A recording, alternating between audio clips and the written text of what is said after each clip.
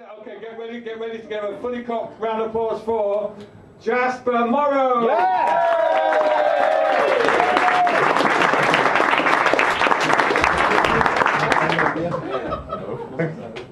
Does anyone else get the feeling they're being watched? Or is it just me? That's why I took up stand-up comedy, so that my delusions become reality. Does anybody else get the feeling the TV's sending them secret messages? Or is that just me? That's why I got teletext to turn delusions into reality. I'm Jasper, I'm from New Zealand. I'm a doctor. So basically I can do three kinds of jokes for you. I've got my New Zealand jokes, because I'm from New Zealand. I've got my medical jokes because I'm a doctor.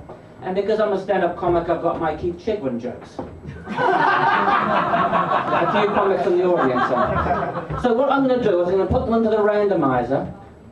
Keith Chegwin, medical, New Zealand, and see what comes out. Here we go.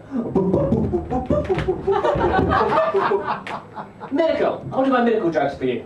I know you're thinking that wasn't 100% random. But I can assure you that it was.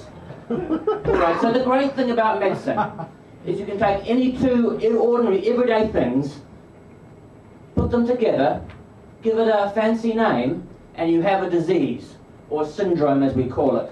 Allow me to demonstrate. I'm going to take headaches, sleep, and sex. Here we go, back into the randomizer.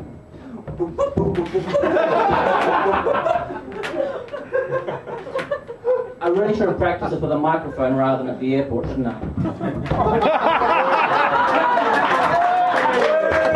So we have headaches and sleep.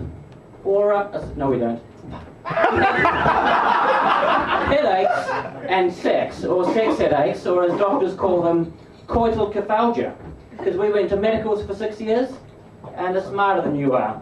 So sex headaches, there's two main kinds. There's one kind that kind of builds up as the excitement builds, that's the most common kind. And another kind where there's no headache, no headache, no headache, and then it bursts forth at point of orgasm. That's called climactic headache. Actually, there's another kind of headache that's more common. That normally happens about 9 months after sex, and lasts for about 18 years. Actually, you know, with the climactic headaches, I think I'd be the ideal man for a woman with climactic headaches. They'd be in very safe hands. And there is, of course, a new kind of headache that women who I would seem to get. They call it, I've coined that a pre-coital headache. That's the headache they get when I mention sex. And you may think it's funny, but I can tell you it's not funny when you're working as a doctor and you get a phone call from a GP and they're trying to refer a patient with coital headaches, and it turns out the patient is your father. It's not funny, but it's true. Okay, let's go back to the randomizer. Here we go. Headaches and sleep, or hypnic headaches, as doctors call them, because we went to medical school and we're smarter than you are. So hypnic headaches happen at the same time every night while you're asleep. And the really funny thing is that the treatment of them is caffeine, a cup of coffee before you go to bed.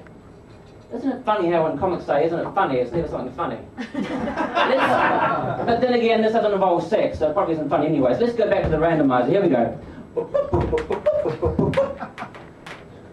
Sex and sleep, or sexsomnia it's called.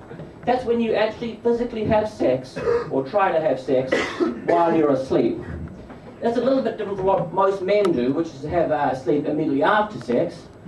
And a little bit different from what most women do, which is fall asleep whilst having sex. Anyway, it's rather embarrassing, but I do have to admit that I do suffer from sexsomnia. It's rather embarrassing. It's embarrassing enough when, you know, there's someone you're in bed with that you're meant to be in bed with, but when you're sharing a twin room at a medical conference with your boss, it's more than a little awkward. So we were in a twin room. I was having a fantastic dream. It didn't involve the boss, but it evidently involved getting out of bed and trying to get into his bed. He apparently shoved me back into my own bed, and then the funny thing about sexsomnia is in the morning you don't remember a thing. But I had this vague kind of memory of something. And at the breakfast table it was all confirmed. He He then across to me and he said, "Look, Jasper, I'm sorry about last night." I said, why are you sorry? And he said, "Well, you know, it would have been okay, but I had a headache." All right, that's all. Thank you very much. Fantastic. Thank you very much. And that was Jasper Morrow. And I think that was, I think we